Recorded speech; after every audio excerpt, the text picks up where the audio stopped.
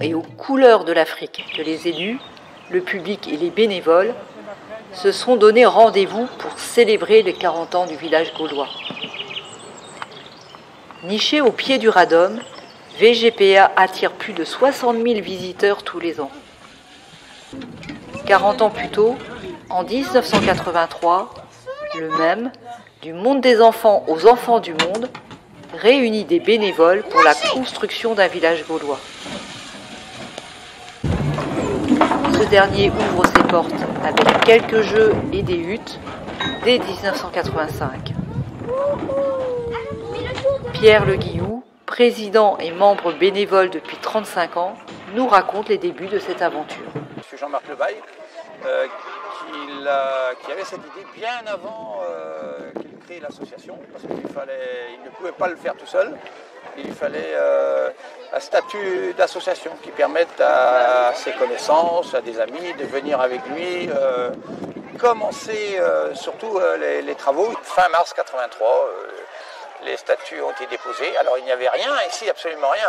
Là on se baladait dans les ronces et parmi les saules et dans le ruisseau. C'était une vallée plus creusée encore.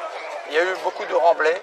De fait, des camions, des tonnes et des centaines de tonnes de terre, de pierres qui ont été amassées ici, chose qui ne serait plus possible actuellement. On ne peut plus défigurer un site naturel. La loi a changé. Ce village gaulois est parti quand même sur beaucoup de matériel de récupération. Le bois, l'argile, c'était trouvé localement aussi.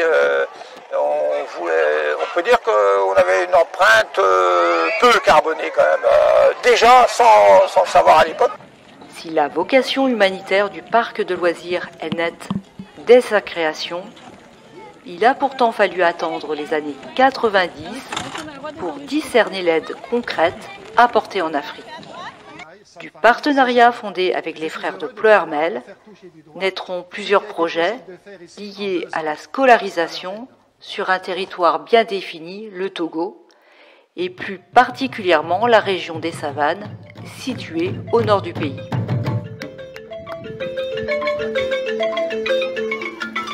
Par l'intermédiaire des deux frères Jean-Marie Delamenné et Gabriel Déhé, la congrégation religieuse installée sur place va favoriser l'accès à l'éducation des enfants et va les soutenir pour travailler dans l'agriculture. Les frères de Ploërmel étaient à Ogaro, situé au nord Togo, mais dans la savane complète, il n'y avait quasiment rien, pas de village de Ogaro à proprement parler à l'époque. Et tout est parti de la scolarisation des classes primaires. On ne s'intéressait qu'aux petites écoles, dites petites écoles. Et à l'époque, l'État ne finançait rien. Et à vrai dire, en fait, au Carto, là-bas, les frères de Ploërmel qui étaient là-bas, et c'était pas de la scolarisation qu'ils voulaient faire au départ, c'était de l'alphabétisation au mieux pour former des paysans dans leur centre. Et il s'est avéré qu'ils avaient très peu de rudiments, voire pas du tout de rudiments de français. Et il a fallu les alphabétiser, mais ça ne suffisait pas. Les frères, c'est une congrégation aussi qui a eu des écoles partout. Et on s'est rendu compte qu'il fallait en fait ouvrir des petites écoles. Il fallait à tout prix, donc nous on investisse non seulement pour les bâtiments, pour les bancs, pour les tables, pour les cahiers, crayons, on a vraiment tout fait, et les salaires des maîtres, on payait tout, mais en intégralité. L'État a enfin pris, disons, le dessus, mais c'est une volonté aussi, on ne voulait pas non plus garder ces écoles ad aeternam, et parce que c'est quand même pas non plus un but. Ça veut dire que tout est soutenu de l'extérieur et que l'État ne fait rien. Du coup, l'État a fait passer des concours aux maîtres pour qu'ils deviennent enseignants du public. Et non, ça a été quand même bénéfique pour pour les enseignants aussi, ils gagnaient plus quand même. On a construit à Ogaro un collège, on peut dire, sur 2 niveaux. Et un grand bâtiment qui tourne. Maintenant, on ne peut pas dire, on n'est plus un sou là-dedans, ça fonctionne. C'est l'État qui a récupéré les choses aussi, heureusement. Mais il y a une volonté maintenant assez récente, puisqu'il y a un nouveau ministre de l'enseignement au Togo qui a l'air très à cheval sur l'éducation et qui prend les choses en main. À partir de 1986, il y a eu un agrandissement du village. Tous les ans, il y avait une hutte de plus. Au début, on ne pouvait décemment pas faire payer puisqu'il n'y avait pas grand-chose à visiter. Là, il y a eu une petite hutte, ça a duré déjà un moment avec un petit pont, ce qui est devant là. On ne peut pas. Là, on fait venir le public jusque là. On avait une caisse à dons et on récoltait 3 fois rien. Pour bénéficier d'une meilleure visibilité, le même est devenu le village gaulois pour l'Afrique.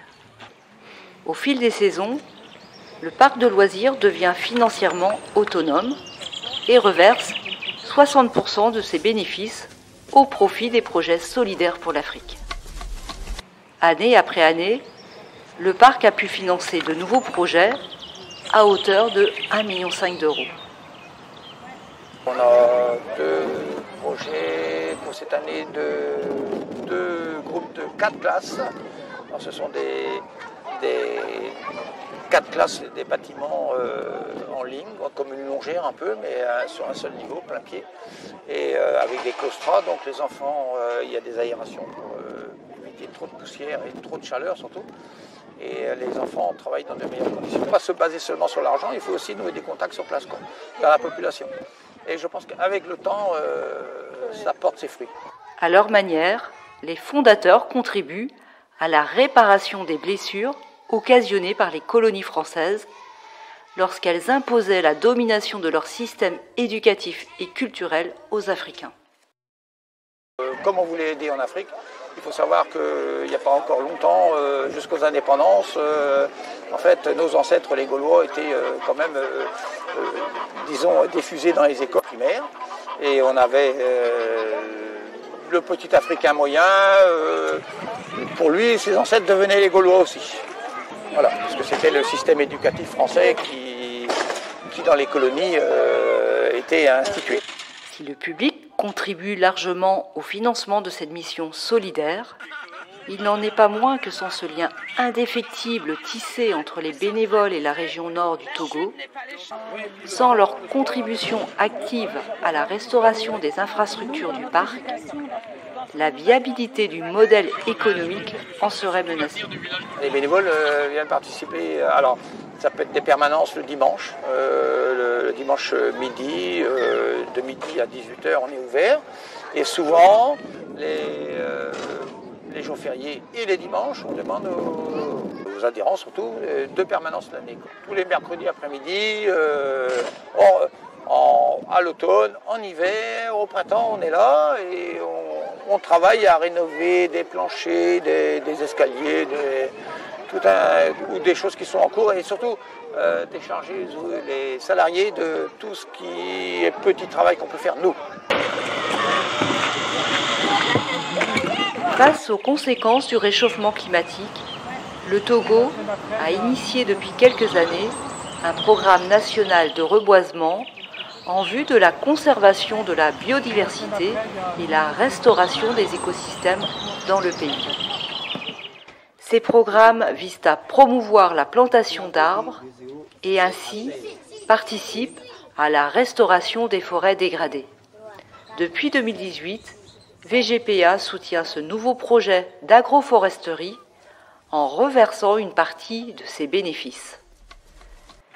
Nakpal Alassani, député du nord du Togo, est venu à l'occasion de cet anniversaire témoigner de l'évolution des projets, rappelant ainsi l'importance du soutien de VGPA aux missions éducatives et de reboisement. Ils font beaucoup de reboisement dans nos zones qui se trouvent être dans la savane. Et vous pouvez constater aussi que depuis un certain temps, au mois de avril-mai, on avait déjà des pluies. Mais depuis 10 ans, la pluie vient après juin-juillet. Et donc, ça constitue les conséquences du réchauffement climatique et VGVA vient apporter un soutien dans le reboisement qui va nous permettre de rattraper le retard de la rareté des pluies. Les enfants étaient victimes de morsures de serpents parce qu'ils se retrouvaient dans des herbes, ils se retrouvaient dans des trucs en paille. Aujourd'hui, on voit les bâtiments en paille ici, ça c'est de la mode que vous faites, mais chez nous, c'est de la souffrance, c'est de la nécessité qui fait que on est dans les pailles, dans la bourse, avec des reptiles très dangereux. Donc c'est vraiment une contribution énorme pour nous, ce que VGPA fait. Nous tenons vraiment à leur remercier et l'ONG apporte à l'Afrique. C'est énorme.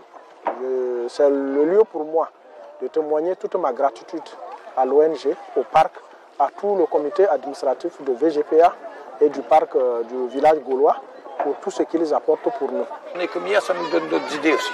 Voilà. Même pour l'Afrique, il faut qu'on recommence pour l'Afrique. Le thème Afrique, parce que y a des gens qui viennent comme sur le village qui ne savent pas que finalement il y a un but humanitaire, parce qu'ils s'amusent avec des jeux, c'est pas marqué sur les jeux, et puis ils repartent. À quoi ça sert?